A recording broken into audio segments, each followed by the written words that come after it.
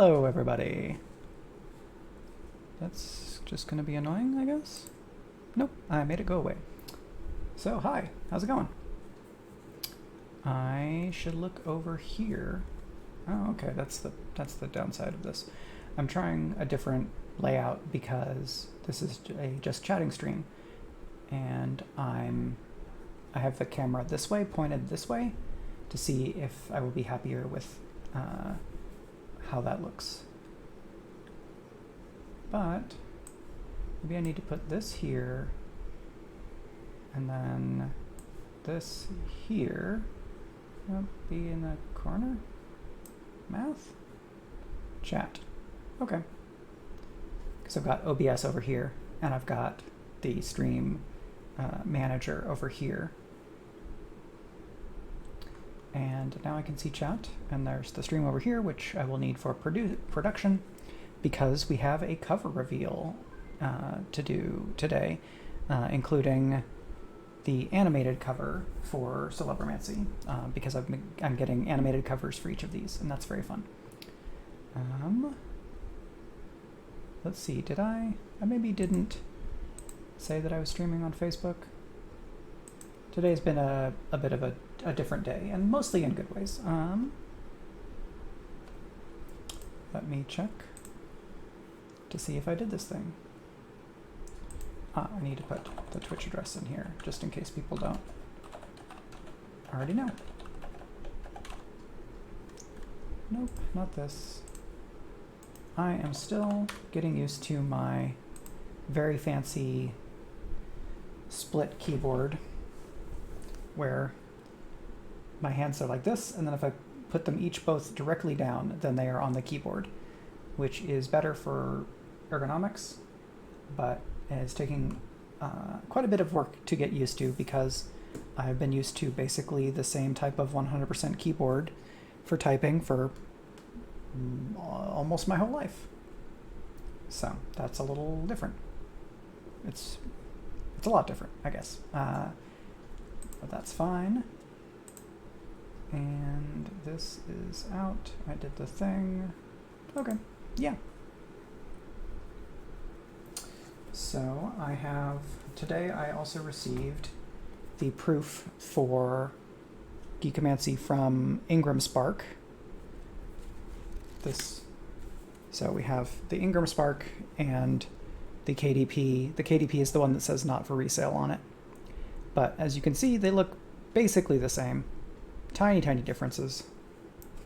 And let's see. Looks like the KDP one is a bit thicker here, for whatever reason. But I noticed, kind of subtle differences in the Amazon and Ingram versions of Genrenauts, so that's not too much of a surprise. We got a cleaning robot, and it's being plugged in to charge, and so it's going bloop, and it has done that bloop like 3 different times over the last minute or minute and a half, which is very funny. I'm going to turn down my mic a little bit so that I'm not getting as much into the yellows, because I've got some fan noise that you may or may not be able to hear fitting in there.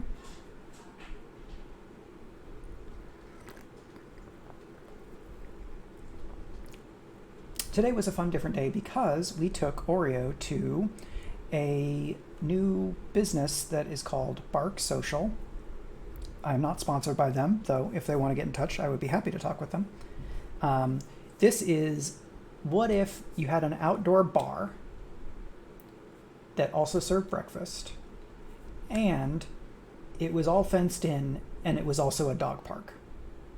So you've got like a bunch of AstroTurf type stuff that if dogs do their business on, it's easy to clean, and then like covered large tent, like just top of tent things, with picnic tables and chairs, and then there's a more solidly covered area with like high top bar seating, and like you register your dog ahead of time and make sure that all of the vaccinations and things are in place, and then you can go just as humans and eat at a bar where there are dogs running around having fun, or you can get a day pass, a monthly subscription or a yearly subscription, and then you bring your dog and your dog runs around and interacts with other dogs, and they have staff there to make sure that the dogs are not like hurting each other and cleaning up after the dogs and sometimes playing with the dogs.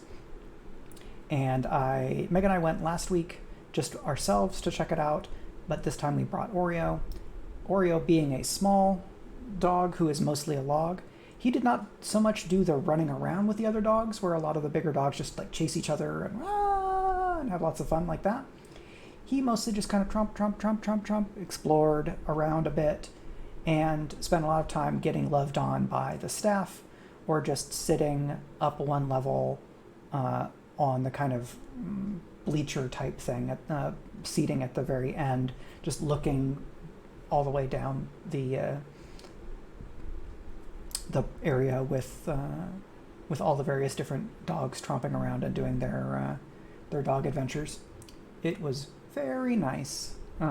It was loud because, one, barking dogs, and two, construction, because it's in an area that's like actively being built up over in Canton, which is a couple of neighborhoods over. And so the loudness part, not so great. When I first heard about this place, I was thinking like, oh, is this a place where I could take Oreo during the week and I could be doing like kind of mobile office stuff, and he could be just like having a grand old time as a dog? And I think the answer is yes, except that it's far enough away that I would really need to drive to get there, and we're a one-car household, and Meg commutes to work. So we could do it on the weekends, we could do it on like weekdays when Meg isn't working. Sometimes she has her schedule in particular ways that allow that to happen. So I wish it was a bit closer. It'd be really fun to just be able to throw my work stuff in my messenger bag and then, walk 15 minutes with Oreo to get there, and just park and treat it like a very cool cafe with a monthly cover charge, which is effectively what it would become. But I think we're probably gonna try it a couple of more times. Maybe maybe try a monthly pass and see how often it seems like Oreo enjoys it. Oreo is a very chill dog in general, so his emotional range between very happy and just like whatever, life is a thing, like that range is not gigantic, because he's a pretty chill and positive dog in general. But I had a lot of fun, and Meg seemed to have a good time. So it may be as much about a consistent or a regular place to be able to go out to the world and do stuff, or hang out and grab food or a drink, where it's outside and therefore much safer in pandemic conditions, and where there are dogs running around, which is very fun. Occasionally I was typing, and just a little dog face would appear right about here from under the table, being like, "Hello, do you have food for me? I'm a dog," which is very fun. I did not have food for them because that way lies disaster, where all the other dogs then start coming over to you to get food. And let's look at this. That's not that. Motion. No, that's not it. I'm just going to make sure that my thing actually tweeted. It did. Okay. Well, maybe just not so many people around today. That is fine. So I'm going to hop on Patreon and check to see if anybody left any questions right before the stream, because again, this has been a kind of not regular schedule rhythm day, and that's fine.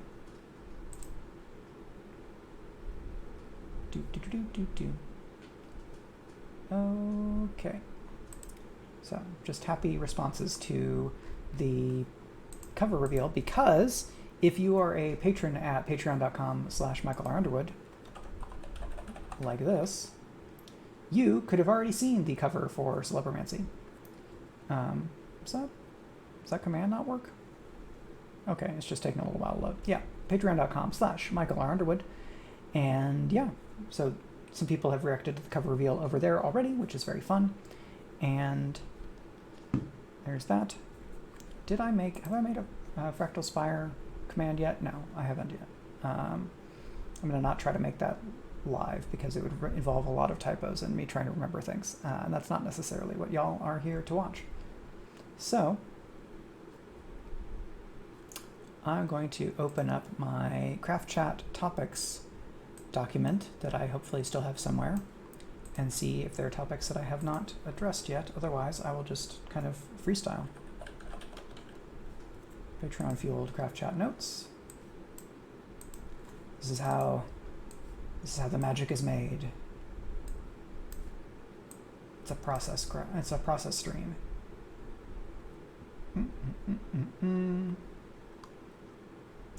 Strengths, expectations, scaling challenges. Scaling challenge.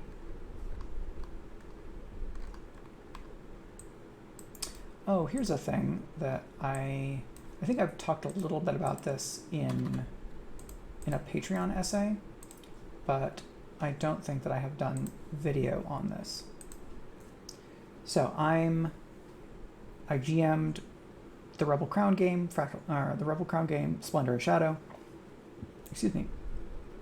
And then I'm going to be GMing Court of Blades, which is another Forged in the Dark game. And for Speculate, I've run a number of one-shots. I've run Blaze in the Dark. I've run several Scum and Villainy one-shots. And playing largely Forged in the Dark games over the last 3 years, I would say, thereabout, I have learned a lot of things about challenge, basically how to challenge your group and ways that you can calibrate challenge. And playing a bunch of different Forged in the Dark games, I've picked up bits from each of those different games on what they do to calibrate challenge and tools that they provide. And one thing that I really like, I'm going to go to itch.io so that I can pull the address in order to properly shout out the author, because I think this game is really pretty good. So there's a Forged in the Dark game called Beam Saber, which is technically it's vehicle combat / vehicle adventures. Mostly people use it for mechs. Like you could use it for Voltron. You could use it for like vehicle-based G.I. Joe or Mask or something. You could probably even use it for like Fast and the Furious kinds of stuff. But when I played it, we were using big stompy robots. So this is a game called Beam Saber by Austin Ramsey. It was the system used in Friends at the Table's season Partisan, which I really, really liked. And a thing that Beam Saber does, because it's drawing on mecha anime, is it has specific rules for rivals, and it gives the rivals rival moves. I'm going to just take this off for a moment because these are all twisted and it's becoming annoying because it just gets on my elbow when I would like to not have stuff there. That is a bit better. And hello, Hildy Eric. Thank you for the follow. Thanks for coming by. So yeah, I'm talking about rival moves in Beam Saber, which is a Forged in the Dark game. So a player can say, I want my character to have a rival, and then you detail who this rival is, and the kind of relationship that you have with your rival builds over time, and there's some mechanics that go into that. That part is fun, and it lines up with a few other things in the game where instead of indulging a vice, you blow off steam with a squad mate, and so it's very squad relationship focused, which I think is also very cool. When you have a rival, that rival gets to make powerful moves against you or your group a number of times per session, I think equal to the number of players plus one. I'd have to go back and double check the numbers. The numbers are less important than the idea that you're doing a mission, you start in a risky position, but then the players are just rolling sixes. Like, okay, you break in through a third level window in the manor of this rival noble house, and you're trying to get down to the basement to steal some artifact. Cool. You got a risky result on your engagement roll, and then I present a challenge to you. Okay, the inner doors are warded with magic. Player goes, I'm going to roll Tinker. I've got arcane implements. Boom, 6. Okay, well, you've either overcome it entirely or you've partially overcome it depending on the effect level. Next obstacle, there is somebody in the staff of this house just walking around, and you're either going to have to sneak around them or do something else to get from where you are down, to the next level. Okay, well, I flash back to having gotten a disguise, and so I just turn the corner and say, I'm sorry, I think I've gotten lost. I have an appointment. And then they make a sway roll and they get a 6. And okay, well, clearly this is right. As long as the players are smart and maybe they spend a little bit of stress on flashbacks, they've got the right gear, they prepared. If they roll 6s, there's not a lot you can do to them under a certain framework of how Forged in the Dark games work. In Blade's core, there is a passage, I believe. I think it's in the GM section. I'd have to check, and I don't have my copy of Blade. It's literally on hand here. There's 3 different degrees of difficulty that you can set for the group. And the rival thing kind of becomes a 4th option that I've started to use in other Forged in the Dark games. So when things are the easiest, the character, you give the situation to the group and you say, Tom, what do you do? And then Tom says, okay, well, I do such and such and such with my character. I'm going to roll this action. And you figure out what the roll is going to be. And then they roll and they get, a 6. Cool, you do the thing. We do some description. And then I turn to the next character and I say, okay, Dave, what are you doing? At that easiest level, the fiction does not advance much outside of the results of those characters' actions. So if Tom's character gets a 6, then we describe how that character succeeds, and then I jump to another player and I ask them what their character is doing. And then they roll, and maybe they get a mixed success, so we describe what the success part is, and then we describe the consequence part, and then I go to the third player. That means that the player characters are largely driving the action, and the forces of antagonism or the obstacles are not pushing back as actively or as constantly, because they only push back when there are consequences rolled. But that's not the only way you can play. The next level of difficulty, you introduce the situation where you telegraph a threat.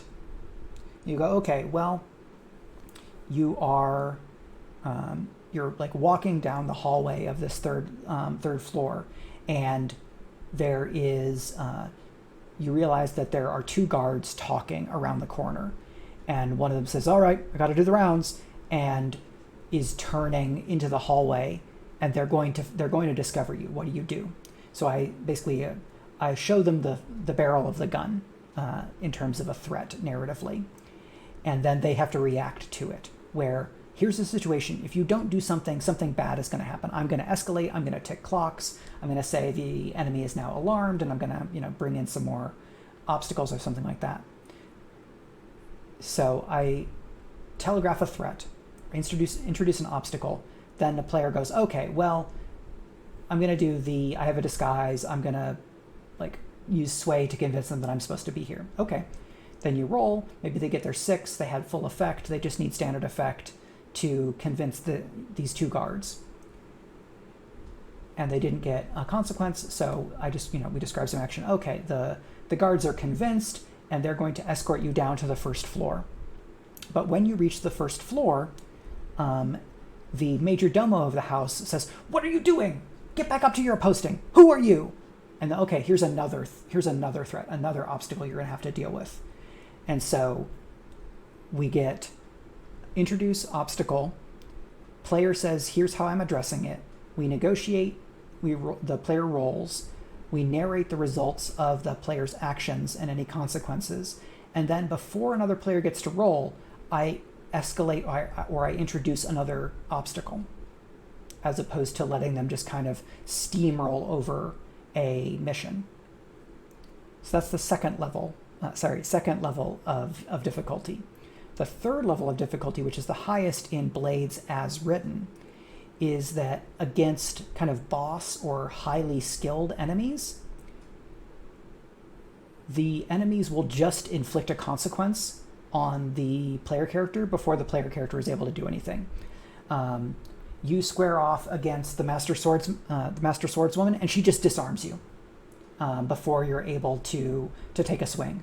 But that's a consequence, and so the player can go, okay, well, I'm going to use this resist to to see the swordswoman as trying to knock the blade out of my hand, but then I do this cool thing where I let the blade go limp, and then I kind of flick it around and grab it again as I kind of slash at her. So I'm going to do some kind of resist, and then I'm going to get to roll my action. And so that way the flow looks like I introduce an obstacle, I address a player, and I say, okay, if you're going to try to fight her, before you can roll, she disarms you. So I inflict a consequence because this is a high level or a boss type enemy. Then the player decides whether they want to resist that consequence or not. And after that, only after they've dealt with the consequence one way or another, are they allowed to make a proactive action roll.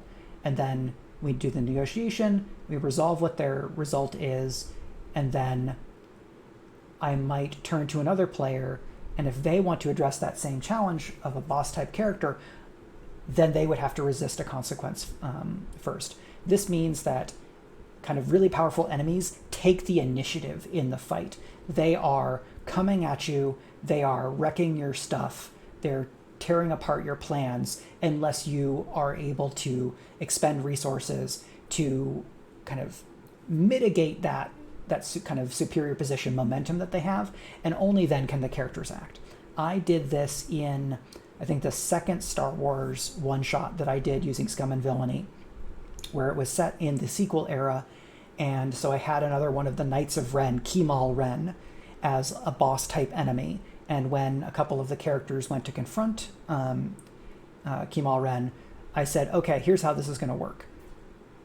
You say that you're going to try to do something, but before you get to do it, you're going to have to resist this consequence. And so a player said, well, I want to, fight this character with my lightsaber. And I say, okay, before you get to do that, here's the consequence that Kemal Ren does to you. And we did that back and forth a couple of times. What I established in that mission, if I recall correctly, is I set an obstacle clock that was boss advantage, where as long as this clock is not full, the boss has momentum. And so whenever you try to do something, first the boss character is going to inflict a consequence on you. And that consequence is going to be at the severity level of whatever the position is at the moment. So it's a desperate position because this is a boss type enemy and you're just 1v1ing a very powerful foe who's higher tier than you. If they were in a risky situation, I would be doing risky level consequences. So two levels of harm, 2 ticks on a clock, something like that. Having the boss advantage clock can create a natural shape to the scene, where at the start of the scene, the boss is taking advantage, the boss is forcing the player characters to burn up a bunch of resources because they're having to resist, they're having to they have to tick more gear to be able to get greater effect in order to hit even standard effect to try to deal with this boss, because maybe the boss is several tiers ahead of them, or the boss has backup or something like that. And so at the start of the scene, the villains have the heroes on the back foot. And then the heroes kind of claw their way to getting rid of this boss advantage clock, and now things are more on even footing, and they're able to kind of turn the fight around. Now, you could probably do some variations on this in a bunch of different ways.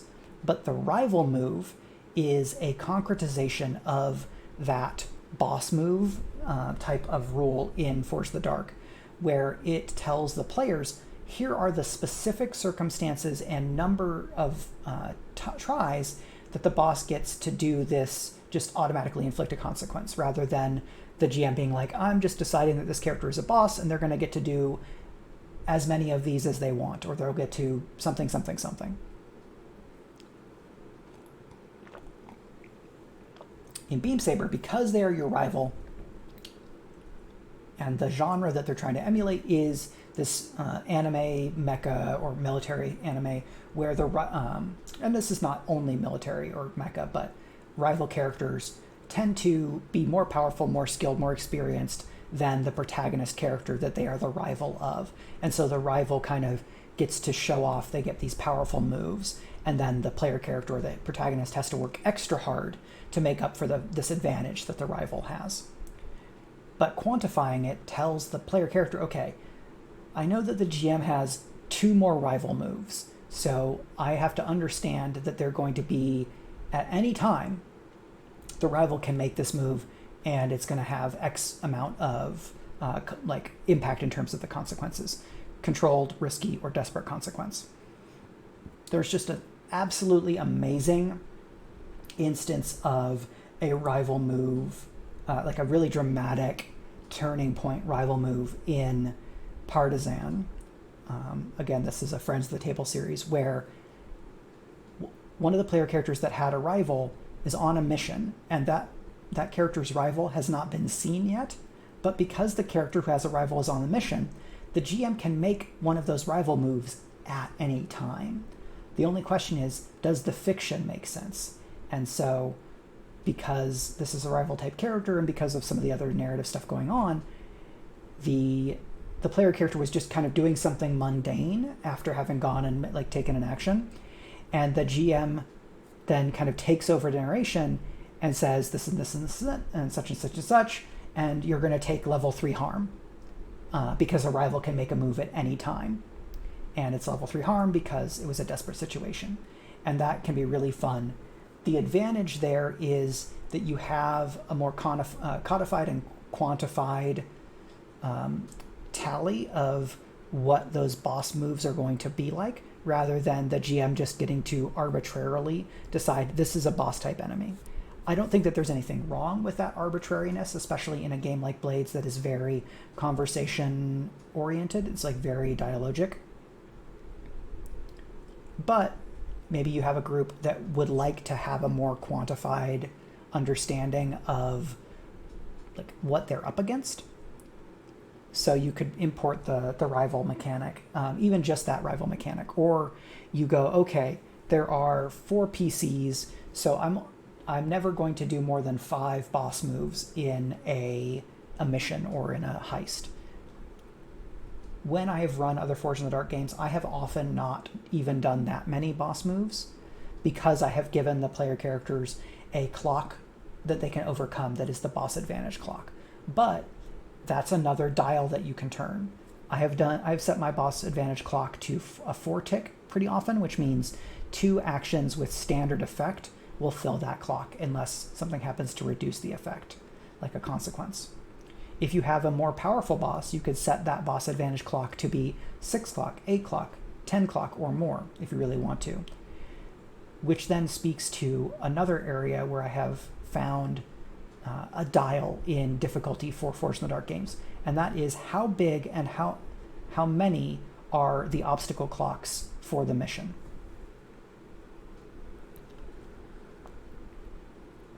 If your mission has 3 obstacles, and each obstacle can be overcome with a standard effect roll, what that effectively means is that each of these obstacles is a 2 clock, where standard effect is 2 ticks on a clock, and so standard effect resolves the obstacle, so the obstacle is a 2 clock. You could have a 1 clock obstacle where even limited effect would overcome the obstacle. But for more extensive or more severe obstacles, you set a larger clock. Most of the time, these games don't talk about 2 clocks, they start at 4 clocks. So with the 4 clock, you need 2 standard effects, or you need a great effect and a limited effect, or you get critical, because critical effect is 5 ticks. A 6 clock cannot be filled even with a critical unless you have something that adds more effect on top of a critical, which is fairly rare. You could have an 8 clock where you would need four standard effects or some other combination. 10 clock, even bigger. 12 clock, fairly rare, way bigger. If you're doing a long campaign and you are presenting your group with the big boss that they have been thwarted by across a long period of time, maybe you want that boss to be a 10 clock obstacle or a 12 clock obstacle. Or if you want to use the boss advantage system, where the boss's advantage is powerful in the start of the conflict, and then the heroes are able to overcome it, you might say, okay, well, this enemy is going to be not one 10 clock, but there's going to be a 6 clock for their boss advantage, and then a 4 clock to overcome them after the advantage is filled. You have to fill the boss advantage clock before you can fill this clock, like super armor or like bosses in video games that have 2 health bars, right? You exhaust the first health bar and then you hit the second phase and the bar fills back up and they go, you've not even seen my real strength. And then they have new powers and stuff like that. So that's another way of doing it.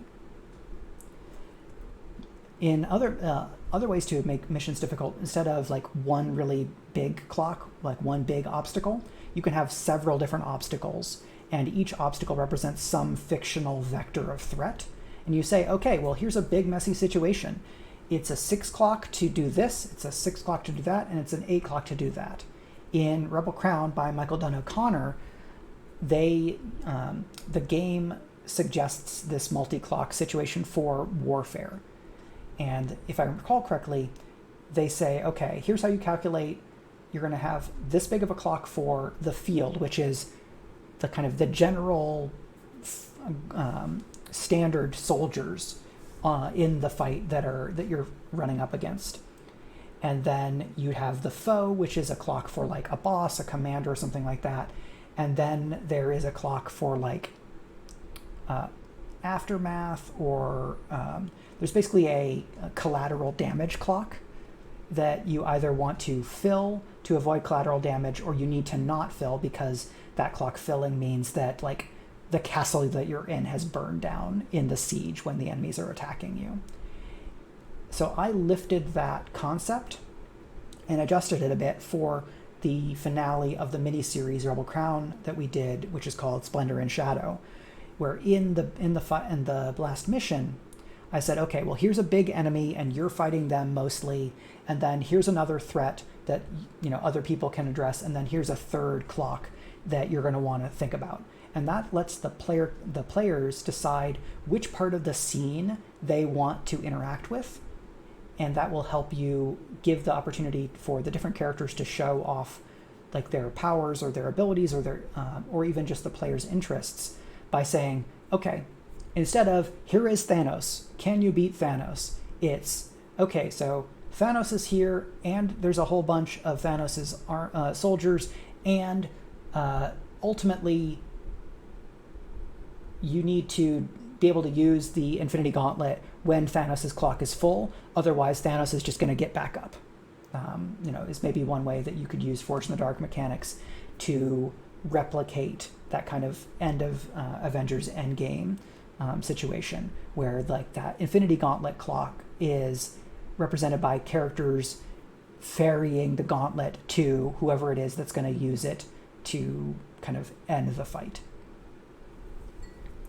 Because you've got several different clocks, you have you have options for the players, and you have options for yourself as a GM of, okay, based on what they've filled more of this clock than that clock, so I'm going to focus on the threat created by this obstacle as I am describing the incremental actions that advance the fiction for this clock over here that's more full.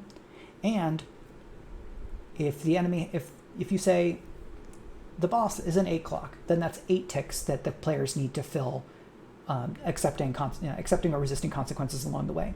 If you have a 6 clock here, a 6 clock here, and an 8 clock here, that's 20 ticks worth of clocks. And the more ticks and the bigger clocks the player characters have to fill up, the harder the mission gets, because in order to fill these, they are pushing themselves, they are using abilities, they are doing other things that cause stress, they're doing flashbacks, they're assisting each other, they are taking devil's bargains, which add up consequences. So they're just going to have to kind of, there's a point at which a Forged in the Dark character is just about out of resources. They've spent almost all of their stress, they've used their abilities, maybe some of them are they're 1 or 2 times per mission, they're not in a position to be able to assist each other, they've basically used all of their load, so they don't have any gear tricks that they can pull out.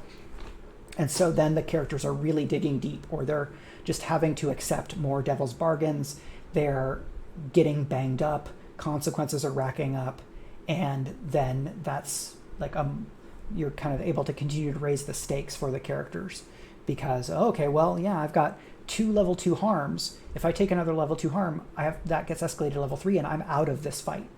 And if I don't have the stress to be able to push myself to act even though I have level 3 harm, I can't do anything else. And if I spend more stress, I stress out and would take a trauma.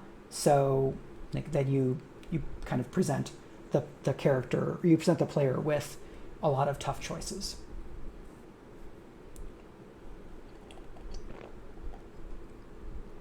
So that is very fun.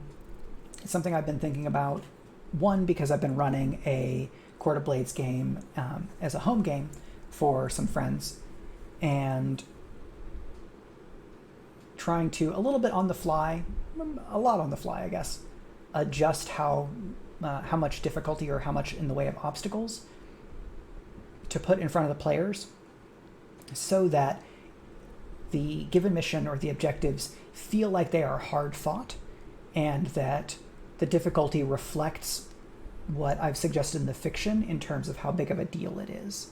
If the whole mission can be overcome with 3 standard effect rolls, then if you compare that mission to a mission with 3 6 clocks, and you have to overcome all of the 6 clocks, then the first mission is 6 ticks worth of difficulty, and the second mission is 18 ticks. And so that second mission is in some ways specifically 3 times harder than the first mission. So this is another way that you can use this, is think about the total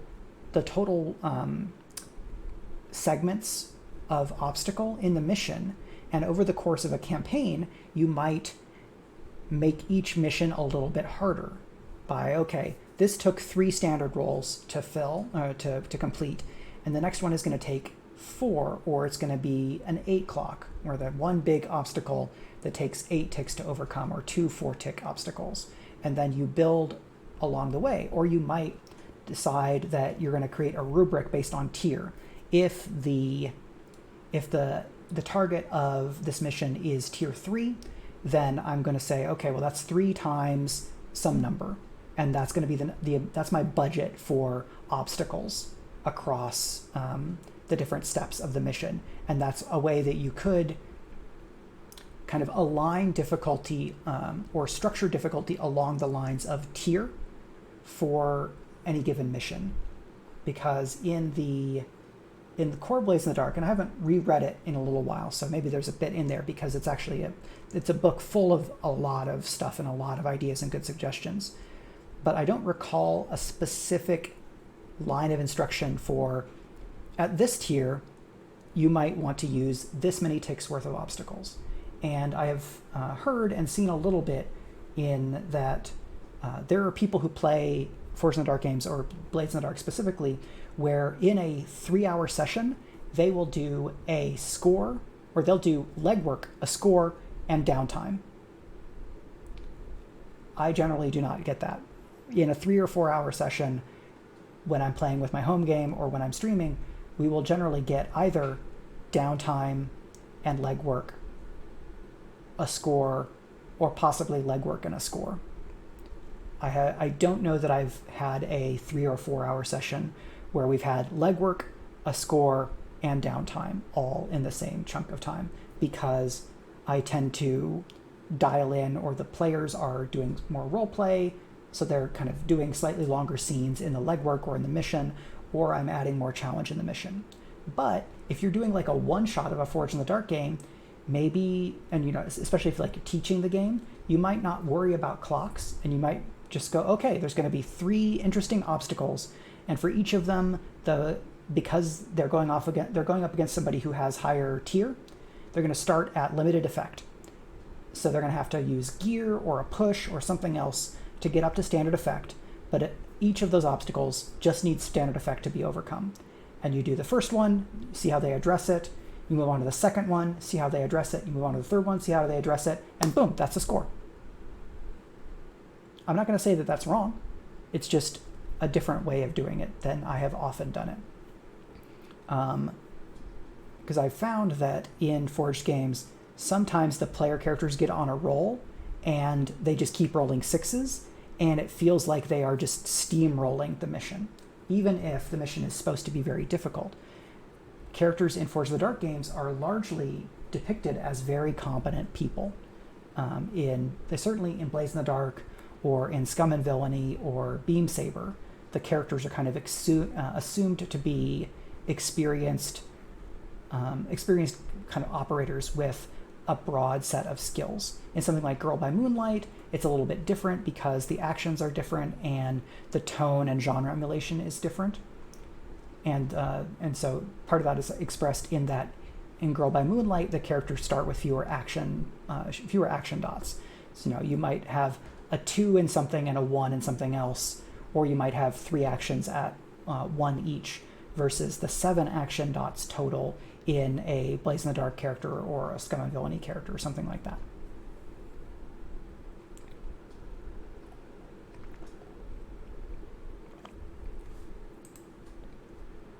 So those are a variety of thoughts on challenge in Forged in the Dark games. It's something I'm thinking about a lot because I've been running a game. I play in a lot of Forged in the Dark games. I'm designing a Forged in the Dark game in Genrenauts, and trying to think about where do I want to consciously have the Genrenauts game work like Blades in the Dark or other Forged in the Dark games, and where do I want to consciously have it work differently, because I will feel better as a designer if I have thought about each aspect of the game deliberately and gone, okay, I'm thinking about how payoff works. When you succeed or fail in a mission, it works in Blades like this. Here are the kind of genre and tone elements that is representing or emulating. So for the game that I'm making, does it make sense to echo this process and these kind of mechanical elements, or does it make sense to try to do something else? Because Genrenauts, while it is Genrenauts is a good fit for Forged in the Dark because I think that the heist score / mission and downtime structure works pretty well for what I think is interesting about Genrenauts and what I think players will find interesting. But the characters in Genrenauts are not desperate thieves trying to claw their way up from the gutter in a hyper-dense, scary fantasy industrial city. The rules and the core mechanics in Blades align with genre and tone in a specific way, and a lot of other Forge games have kept some of that like scrappy criminal element and then just ported it to another genre. So Scum and Villainy is scrappy criminals in space opera or in kind of like adventure science fiction, plus or minus some amount of like science-y rigor depending, because there's several different play sets in the different ships. Genrenauts is more kind of Saturday morning cartoon or like basic cable adventure. It's in the 2000s. It would, if it were a TV show in the 2000s, it'd be a show on like TNT or USA or the Sci-Fi Channel, more than being like a gritty HBO drama, because it's serial episodic. It's got all these specific elements. So I want to look at each individual element of design and how the design elements fit together and make sure that I'm not just replicating what has come before because it's easy and I know that it works for that game, because it may not work as well for what I want my game to be.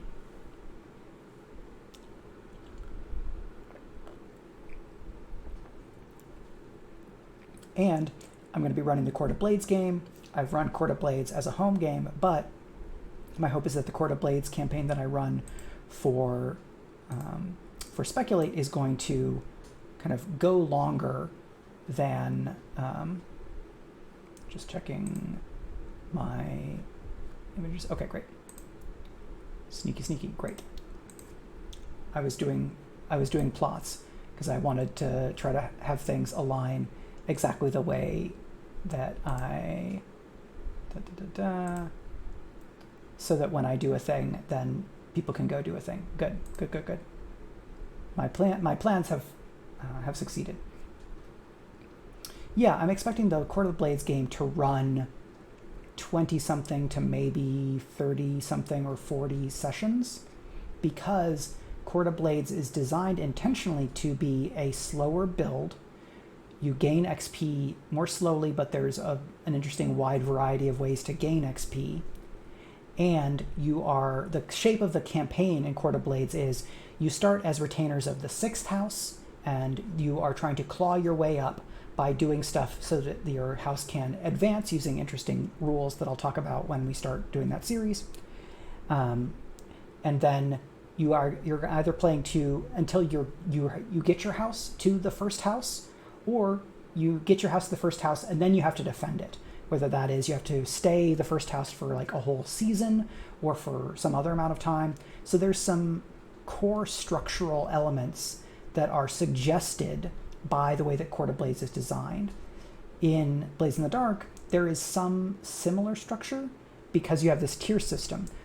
So you could have this idea, well, this game, we're going to play this game until we get to tier 4 or tier 5, or maybe we play this game until like the gang just runs out of luck and the faction is eliminated, or we play until all of the player characters have retired and been replaced by other player characters, because in Blades in the Dark you have the crew sheet as well, and that if you want you can treat the gang more like a troop game or an ensemble game where characters come and go either with players, or players switch between different characters to get to be different people, or you have different specialists for different missions or something like that, which are fun options that I've not done a lot with, because most of the people that I play with, they're really interested in developing and following and working with one character, and they're going to follow that character across a campaign.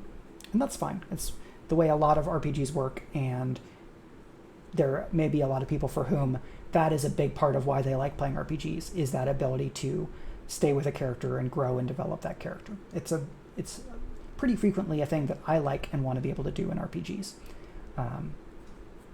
But for Court of Blades, because it's longer, I'm going to want to think about ways to keep the action interesting and to provide variety, whether that is drawing on like plot lines from player characters where it's okay, you did this is your this is what you do to indulge your vice or to kind of relieve stress, and so you got an entanglement here, and then I'm going to weave that into another mission, or I do the faction game and that generates like things that are happening elsewhere in the setting, and that creates emergent problems for the characters and things like that. Court of Blades has the advantage that it's designed to help you do missions that can be a chase scene, that can be a like Sherlock style investigation, that can be a holding back attackers in a siege, like in the BBC Musketeers show, there's an episode that's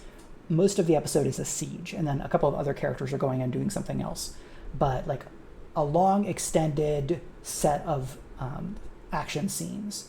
Or you're going to have a mission that's at a big costume ball, and then you have to do something in this ball. You have to find something, you have to protect somebody, you have to some other stuff. The game sets as its mandate a broad swath of types of missions that you can do, and for me it felt like it had an even broader palette than some of the other Forged in the Dark games. Some of that I think is that I have gotten more familiar with Forged in the Dark as a design style in general, and so I'm able to use it in a more versatile and flexible fashion. And I think another part of it is just the way that the game was consciously designed, because Court of Blades has a wonderful tagline. I'm just going to find their website so that I can actually use the full text. So Court of Blades is the tabletop RPG of power politics, gunpowder diplomacy, Renaissance magic, and romantic skullduggery. So that's a lot of different things, right? Power politics, gunpowder diplomacy, Renaissance magic, romantic skullduggery. And each of those is kind of a combination, right? Romantic skullduggery is different than some other kind of skullduggery, or different than like romantic drama. Renaissance magic is like specifying the type of magic that we're doing, but gunpowder diplomacy, that's like aggressive negotiations in Attack of the Clones, right? Gunpowder diplomacy is a pen in one hand, a gun in the other, or something like that.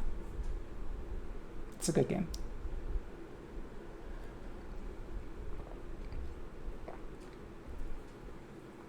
So that is a bunch of thoughts on Forged in the Dark stuff, a little bit of preview of some of how I'm thinking about how I want to do Court of Blades. And so I'm going to take a quick break just to stretch and refill my water and to put out another blast of socials, because when we come back, I'm going to have the public cover reveal of Celebromancy, the second book in the Re-Reyes Geekomancy series that I am reissuing this summer. So I'm going to go to my break card real quick. I would invite you to take a break as well, whether that is using the restroom, stretching, moving around in some other way, checking in with people that you need to check in with, or any of that kind of stuff. And I will be back in a few minutes, and we will do a fun cover reveal and keep chatting for a bit. Thanks for coming by, and I'll see you back in just a couple minutes.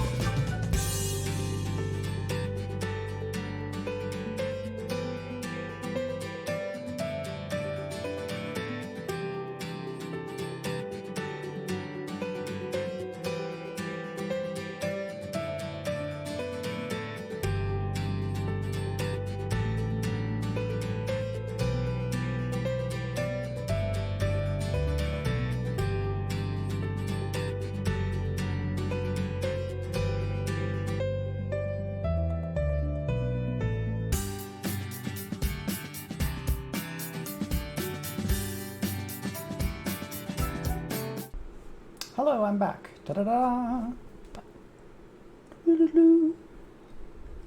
And okay, that did the thing that it was supposed to.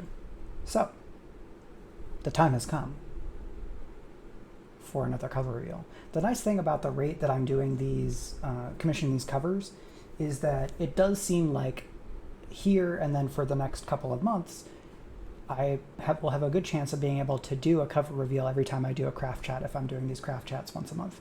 And that's fun because it creates a little bit of a rhythm and it gives pacing. And pacing can be very handy, especially in a pandemic where time is an illusion. And the ability to mark the passage of it is strange and inexplicable.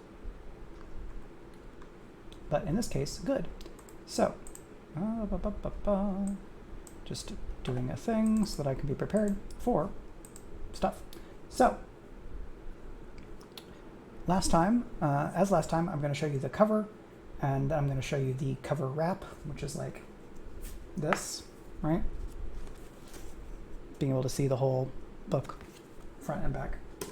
And then I'm going to show the animated cover because I'm commissioning animated covers for each of these books, which is very fun. So first, hey, look, I named these properly. So I'm going to, I'm just going to move this, I guess I'll move it here. It's going to cover chat a bit, but I think this is the way that I can do this. Yeah, otherwise it was going to be uncomfortable. So I'm going to move this over here. And now here we are. Boom! Boom! Celebromancy. Whoa! It's amazing! I absolutely love, this D20 moon right here is very good. Shout out to a writer friend who I don't know whether they want to be publicly acknowledged for this idea, but a writer friend made a wild suggestion that I absolutely loved, and that has led to me retroactively making the cover to Geekomancy. Like, okay, so we got the D20 here, right? That you can see that is kind of an orb. So I thought, as I was like thinking about the cover for Celebromancy, looking at the rough draft that they sent, which is not this one, I like this cover. It's got the glamour. Like, I really dig Ree's kind of more like butch red carpet look that goes with Jane Conrad's kind of Hollywood red carpet look. But the cards here, you know, the playing cards, because I needed them to not be copyrighted, I couldn't just like use the Magic the Gathering logo because I don't have permission to do that. The cards look like, yeah, we should all be able to have a D20 moon, shouldn't we? It reminds me of the like carving your name on the moon in the animated Tick series, if you saw that, which is very fun. I haven't gone back to watch that show in a long time. I don't know if it like some stuff has aged poorly, but I really enjoyed it all on the time. Yeah, this is definitely a glow up because this is Celebromancy, so the power of fame. This may not even be what Jane Conrad really looks like because she can be using Celebromancy to kind of magically Photoshop and look more exciting, more glamorous, more captivating. It reminds me of, I think something that was in my head was the Vampire the Masquerade Power Majesty, where you stand like this in the LARP and then you like draw and hold attention. So it's kind of like that. We've got the D20 moon, we've got the cool outfits, we've got this like the cards here. So those cards on their own don't necessarily say geek magic, right? Because Rhea is not dressed in the same way that she is in the first one. You know, where this is more like kind of standard geek outfit, you know, jeans, geeky t-shirt, leather jacket, big glasses, something like that, right? So to keep that this is geeky urban fantasy vibe, we go, okay, well, what if the moon is a D20? The moon is not literally a D20 in Celebromancy, but that doesn't matter because this series is fun and silly, as well as being like dramatic and exciting and heartfelt. So what that does is it means that for the cover brief that I wrote for Attack the Geek and for Hexomancy, and then the one that I will write for the collected edition, I'm going to try to put a D20 prominently in every one of those covers, so that if you hold these covers up next to one another, like I can do here, I'm just going to, actually I should not have gotten rid of the Geekomancy cover that I loaded for last time, but I'm going to just have to go and find this, because I moved the files, and so the links that I had aren't working anymore, and that's fine. So this is still too big, so I'm just going to shrink this down real quick. Don't mind me as I do live production. Still too big. And here we go. So these covers side by side, right? So we've got Ree in kind of geek adventure hero mode, and then Ree in kind of like dealing with Hollywood mode. Like this is more or less an outfit that she wears at some point in this novel.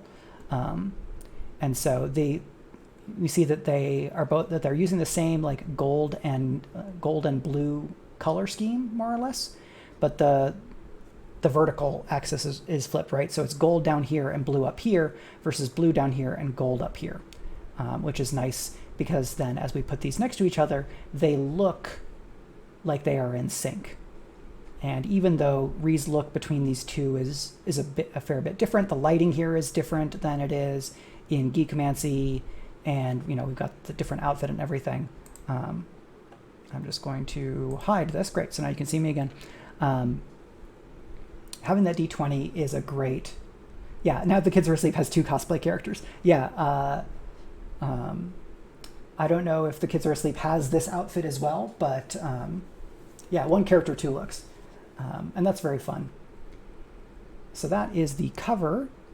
And now I'm going to cover this up. Bloop. And I'm going to give the wrap.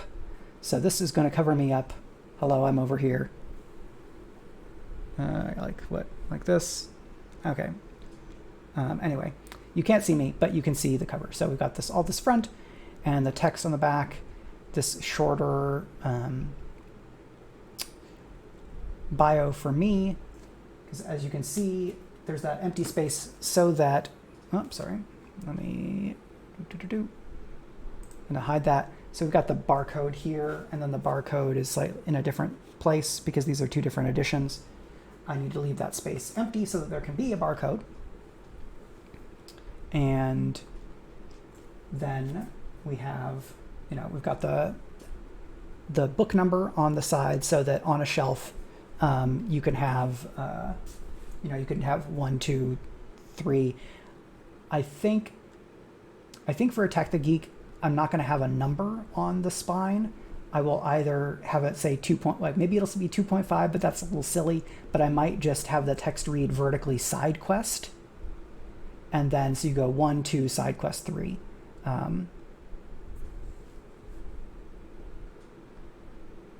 That sounds like a solid cosplay approach. I'm not in any way, shape, or form an experienced cosplayer. I did a little bit of costuming for LARP, so you may know much more than I do. I don't know your background in costuming, but I think your assessment is good. 2.25. Well, if it was going to be a more specific number, it'd almost be 2.75 because it's really a lead-in to Hexomancy.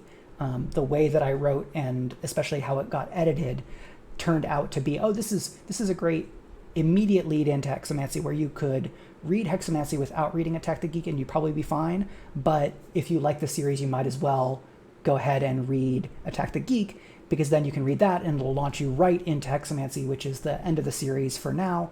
I'd love to go back and write more, but I have too many projects and I can't promise anything about the series at the time. I had considered even, what if I just fold Attack the Geek into the Hexomancy book? And so I just publish 3 book objects, and the one for Hexomancy is larger because it has that novella in it as well. But I thought it was viable to go ahead and publish these as their own thing, because then I'm going to be publishing an ebook collection where you get all 3 novels plus the novella, probably plus the Christmas bonus short story that I wrote 1 or so years after Hexomancy came out. And that one's just on my website, but I can put it into text, and that'll be really fun. And then the last of the Celebromancy things that I'll show off here, because I chose the package where I get a bunch of different things, which is really handy. So it's like, here's a header for your Facebook, and here's something like this, and here's an audiobook image that's like square, that kind of a thing. Yeah, the ebook box set should not be very difficult to do. I don't know whether I'm going to be able to do a paperback box set because self-publishing printing size, there are some notable limitations on it, and I may not be able to print something that has as many pages as I would need. I'd like to try to fix that problem, but I have not fixed it as of yet, and I don't know that there is a good solution for what I can do.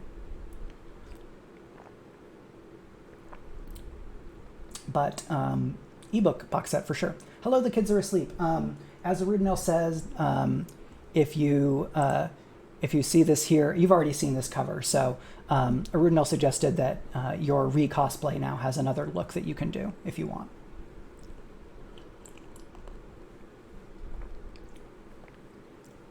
Though I think the Geekomancy look is more directly analogous to your author persona vibe. Based on, have we been at only like one or two of the same cons? Time is weird, because I remember that one Worldcon. I think it was Worldcon. Maybe it was Nebulous. Anyway, yeah, a Kickstarter and then trying to work with an offset printer is certainly an option. I'm not happy with Kickstarter right now because of all their blockchain stuff where they're like, we're going onto the blockchain. Why? The blockchain. It's versatile. And like literally a journalist, I believe, asked them like, what can you do on the blockchain that you couldn't do not on the blockchain? And they couldn't come up with a good answer. So there are other crowdfunding things I could do, GoFundMe, or other things. There are some book-oriented ones, but at least one of them is kind of sketchy, and I don't like it. So I'd have to look at other options. But I could also do just like an old school crowdfunding where I basically poll and go, okay, how many people can I get who want this type of a collected thing at this cost? And then I go and try to get a quote, and then I do it. That's certainly an option, but I don't know how. They just want to be able to put blockchain on their marketing stuff.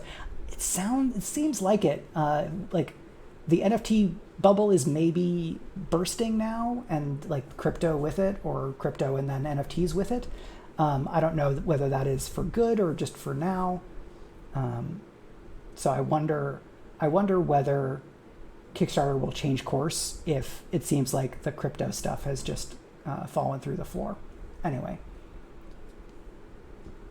Excuse me. It'd be really fun to be able to get like a big but not too big Re-Ray's Geekomancy collected paperback edition. So perhaps that is in the future. So cover, and then here is the animation. I'm going to move it so that it doesn't cover up my face. And here you are. So I don't know whether it's going to start at the beginning of the loop, so we'll see. Okay, it does. So we get this here, text fades in, magic motes fly around. You get kind of some motion at the various magical bits, like the kind of Celebromancy lighting and the fire kind of starlight coming off of the cards is very fun. It kind of makes me want every cover that I get between now and the rest of my career to be an animated cover. I don't know that I'm going to be able to get that because it is a fair bit of extra work, but for these it's very fun to have. Like if I could maybe reboot or like factory reset an iPad that I have, I could maybe set it to then do a slideshow of the animated covers, and like then work through those.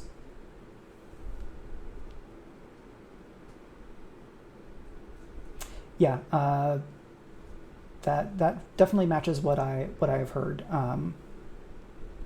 But if your cousin is working in or around that, then he'd know more. I've mostly found the whole thing fairly silly. Like, I think there's stuff that you can do with blockchain that's useful. I just haven't heard anybody doing something with blockchain that's especially useful, or both useful and not an absolute disaster for the environment, right?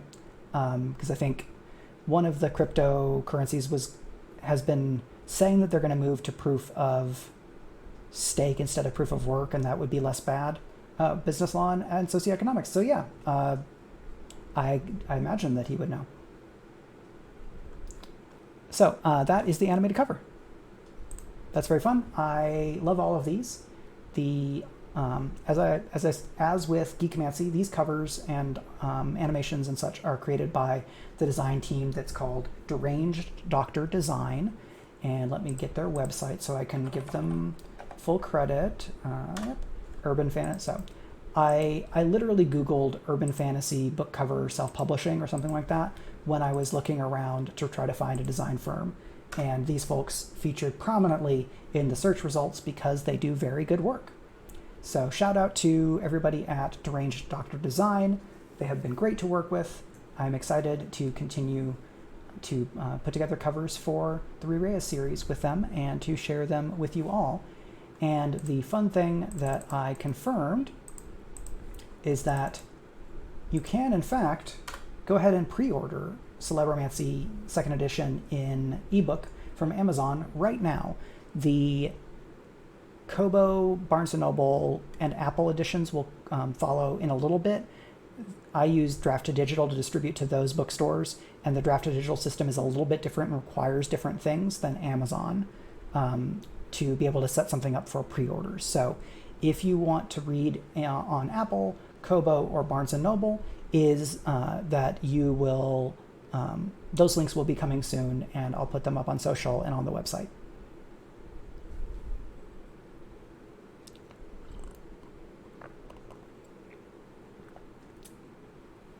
Yeah, the environmental impact, I think, is a big challenge to try to figure out. Crypto mining to source the formulas for vaccines is interesting. I don't know that I had heard about, so thank you for sharing that. That seems like it could be pretty cool. Yeah, I am also adjusting to a keyboard, so sympathy and solidarity there. Okay, so that is some cover stuff. You can pre-order your copy of Celebromancy. Is anything else showing up? This is just random crap from somebody. No, that's not anything. So yeah, it's about 2:30. I'd be happy to chat for another half an hour.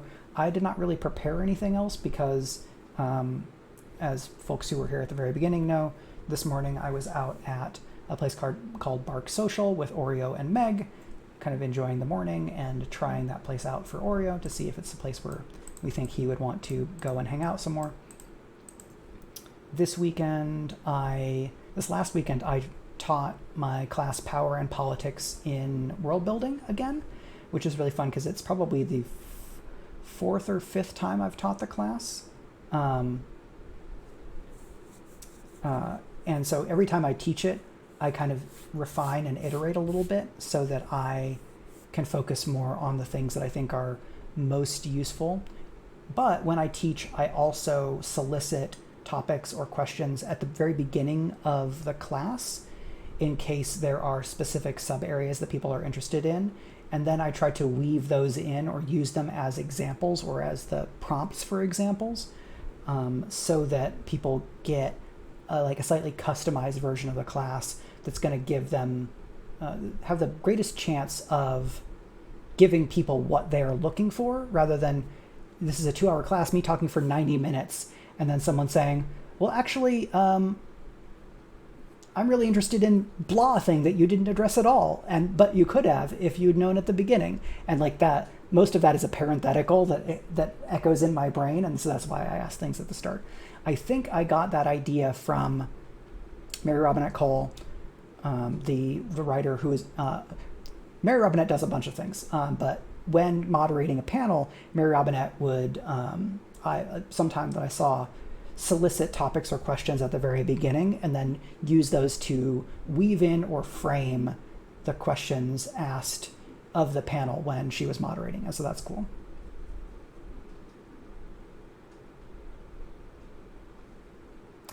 coins compete for the money to win the reward, and the trading is based partially on who the investors think is going to win. So it's digital horse racing. All they have to do is apply the same laws as we got the stock market.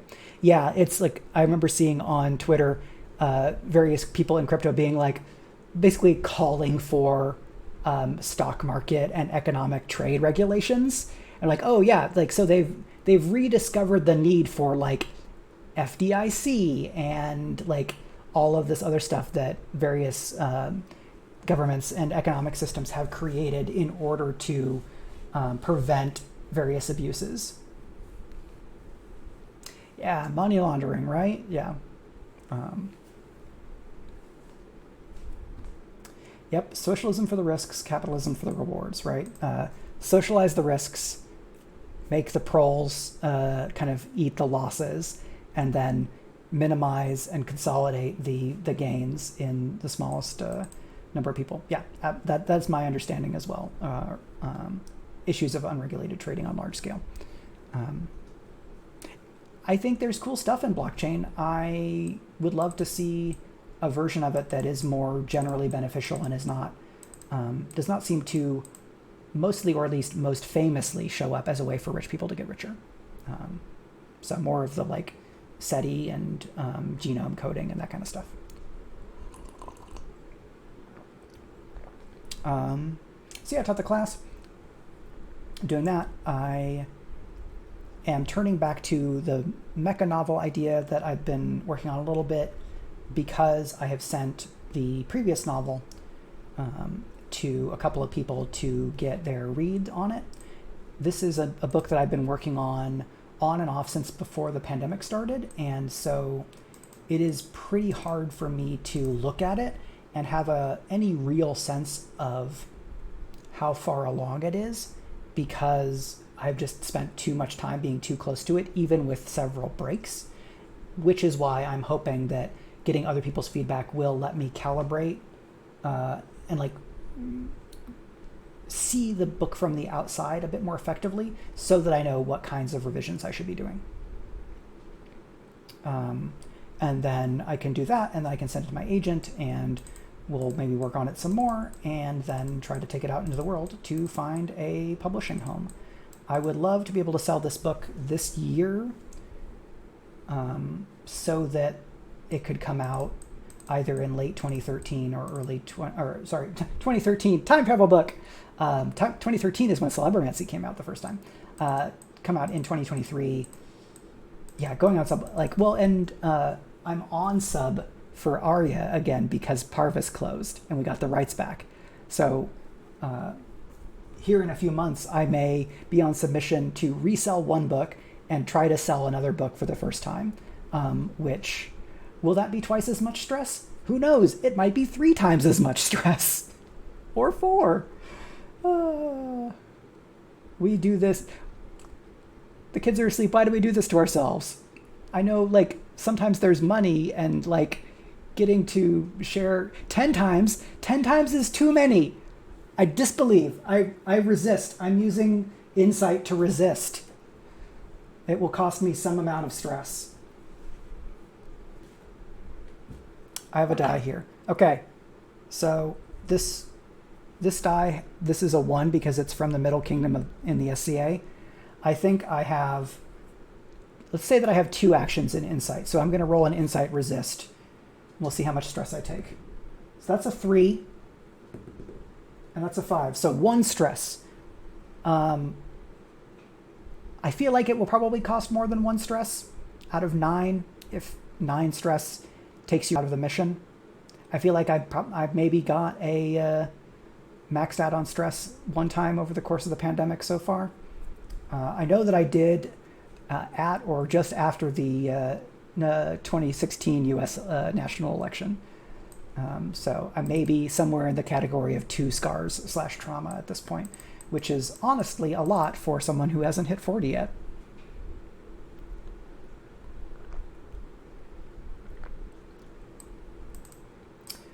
Social links are very good. I was actually thinking about, like, do I want to use social links or the relationship, like the belief clocks in genre knots?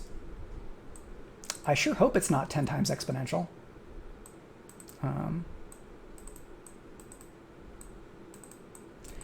Because I think there are Forge in the Dark games where it definitely makes sense to still have like vices and indulging vices and that kind of stuff. Genre I like having the thing that you do to like de-stress from being a genre, but I don't know that it's as interesting to have focus there as maybe something else like stuff that's either in the office, in your like relationships with other genre-nauts or something like that. And a downside to individual vices is that it means that more of the downtime scenes are your character and one or more NPCs, and fewer scenes of two or more characters in the same scene together. Though sometimes you might have characters that have overlapping or intersecting vices, and so you can do one scene that addresses both of them. Scum and Villainy has a really great advance that you can get that's called home cooking, which is like basically any scene in Firefly where the whole crew is around a dinner table and there's a conversation.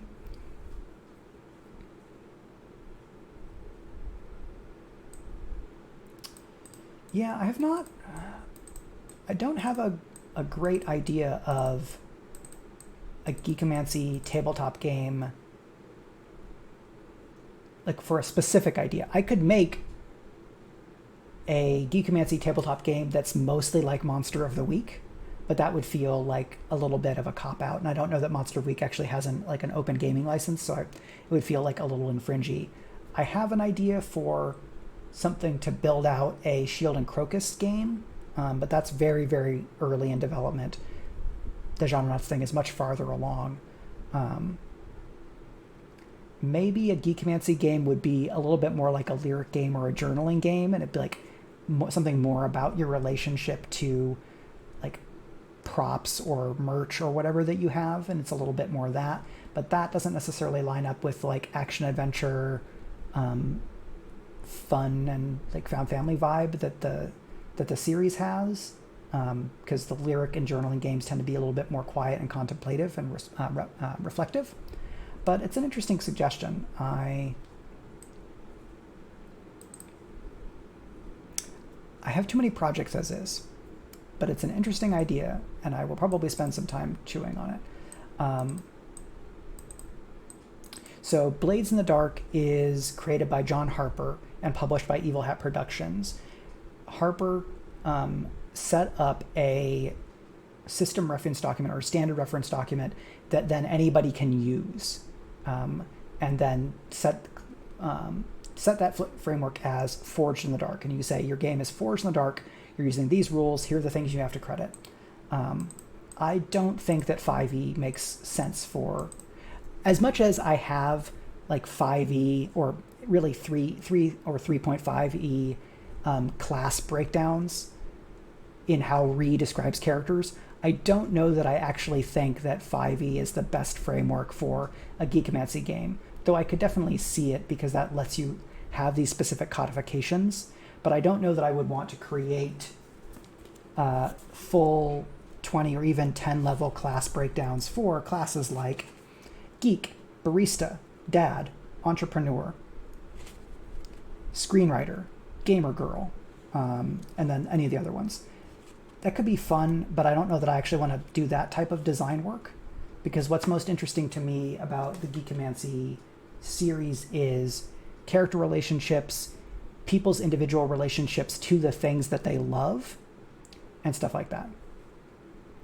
Oh yeah, 5e would absolutely be the most marketable version of a Geekomancy game, 100%. But I don't know that that's what I want to do.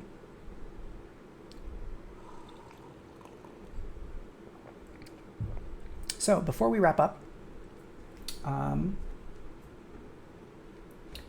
is there any like writing or business or publishing or games topic? Dad jokes doing emotional damage is very good. I like that. Demon Hunters.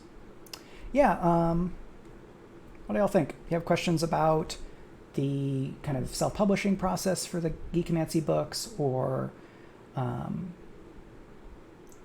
other questions or ideas or like topics you want to chew on in terms of games, video games, tabletop games, I watched a stream of Warhammer 40,000 Chaos Gate Daemon Hunters, which is too many words for one title, but it's how Warhammer does things.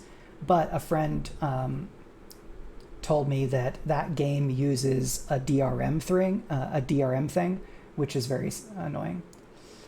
Fictional game creation. Okay, so card game. Is this like a collectible card game, or is it like a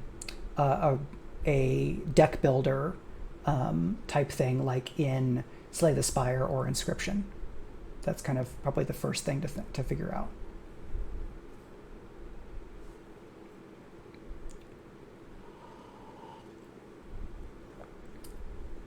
Because I think I can give some initial ideas, and then we can just chat more. More like poker with a generic tarot-esque deck. Okay. For that type of card game, so one thing to think about is what's the social or historical context it emerged from? Are these people who are playing with a full deck? Are they playing with a beat up deck? Are they playing with a partial deck? And so that's why they've like, you're not actually using the full poker deck because you're taking some things out because maybe the person who created it, like their, the 9 of spades disappeared. And so they just don't use 9s in that game, or they only use some 9s or something like that. Is there some historical cultural context in the setting that would inform or that you can create to then frame or inform how the card game is going to operate? Otherwise, I would say, okay, is this one card is unlucky and usually taken out. So is this a trick-taking game? Is it meant to be played with 2 players, 4 players, 2+ players? And other things with these. I know a fair number of these games, but I've not studied them in the way that I've studied like Magic the Gathering and Doomtown and Legend of the Five Rings and things. Friends of the Table's latest season, Songfiel, has a card game that is an iteration on the card game War, and that one's pretty fun. That's something interesting to look at. Another way to approach it is, what type of skill do you want players to need to use to be successful at this game? And then how can you build the game around the type of skill you want them to use, or the type of scenes you want to use the card game in? If the game is a context, or is a pretext for characters to like be bluffing each other, then okay, what about this game means that it's a game where bluffing is important? If it's like card counting, then anything like that. Otherwise, I think I probably just need to talk things through a bit more, which may not be as useful to do here. In something like a Magic the Gathering, the first bit of advice that I would give is, people like factions. So like if you have 3 factions, 5 factions, or 7 factions, or whatever, and then each of them has their own vibe or the things that they're good at. So like in Magic the Gathering, you can say, okay, white tends to do X, Y, and Z. Black does this and this and that. And you go through the different colors. And then other games, each faction has their own shtick, and sometimes they have their own mechanics, and sometimes they don't. But often they have their own mechanics, or they have their own part of the game that they focus on. So like blue in Magic focuses on card draw, flying, and like controlling your opponent's deck / hand / board state, because it's got like the controller counterspell types of mechanics that show up more frequently in that game.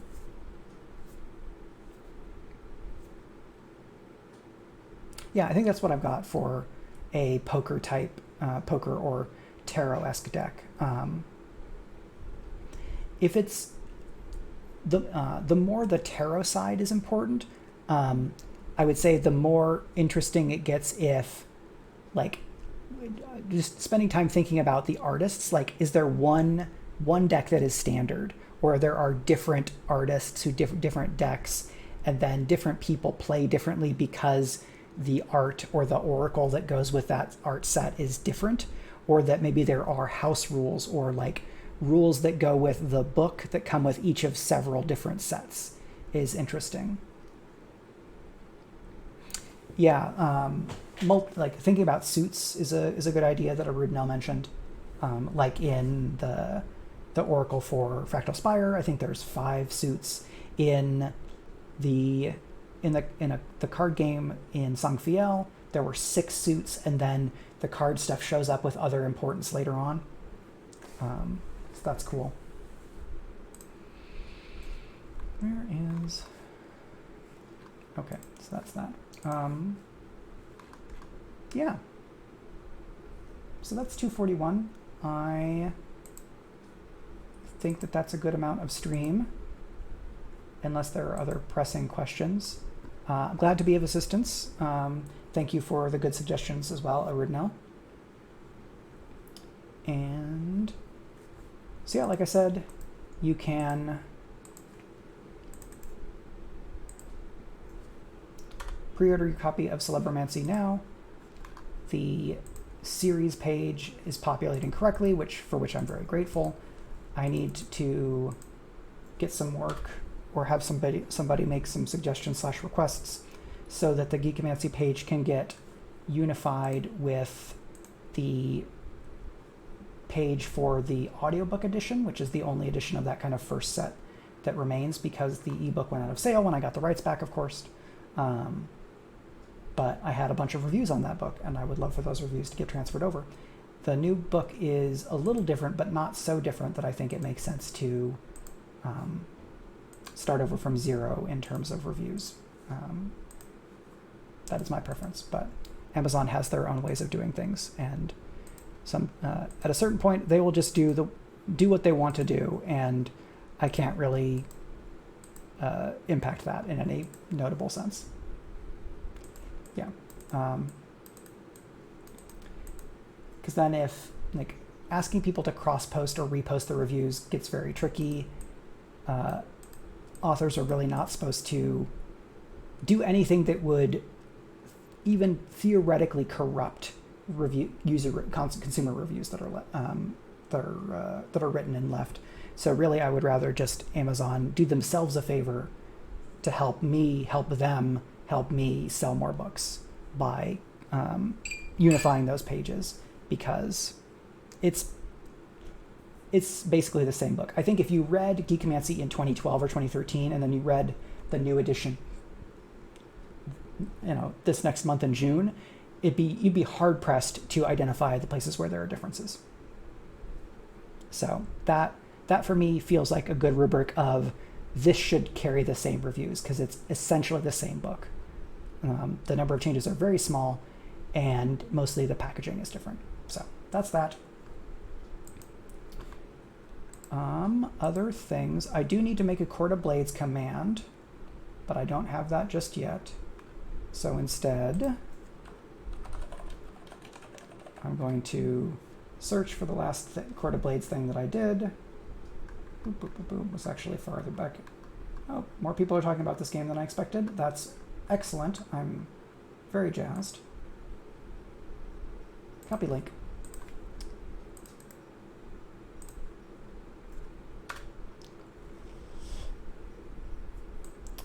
Yeah, I am going to put Celebromancy up on other bookstores, so I can pretty easily get it on Kobo, Apple, and Barnes & Noble. And then I will probably also put it on Gumroad and maybe itch.io. The latter two, Gumroad and itch.io, are closer to direct sales because of how those businesses operate. So that tweet that I linked is talking a little bit about the Court of Blades game that I'm going to be running for Speculate starting June 17th. I've been chatting with the designers of the game who publish as A Couple of Drakes, and working on some cool stuff for that, which I'm very excited about. And now I think I'm going to hop off, maybe get myself a throat lozenge for having talked basically the whole time in this last hour and a half, and then work on some other stuff. and I will see you all again on Sunday. I don't know what I'm going to play on Sunday because hearing about the DRM for that Warhammer game makes me not want to do that if I can avoid it, even though I think I would enjoy the game. So maybe Sunday will be when I actually break out the Slay the Spire Downfall and show off some more of the bosses and types of things. Because I think I did one stream of that, but there's definitely more to be had. So thank you to ArudinLX4. Thank you to The Kids Are Asleep, both of you for hanging out and chatting a bunch. Thank you to Hildy Eric for coming by and for the follow. And thank you to everybody else who's watching. Yeah, Slay the Spire, wonderful game. Absolutely love it. And yeah, thanks to everybody else who came by. And thank you to Deranged Doctor Design for the great art on Celebromancy and Geekomancy. And otherwise, I will see you all around. Let's see who is streaming that we can go and raid real quick.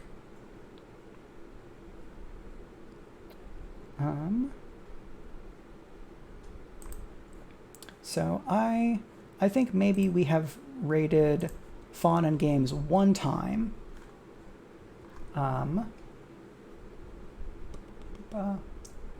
We've raided Katie Shee a number of times, so the folks here already know Katie. So let's go and raid Fawn and Games, who is a cool variety streamer, a lot of cute / wholesome games. They also play TTRPGs and are currently playing Little Witch in the Woods. So we're going to do that, go over and say hello, and then I'll catch you all later.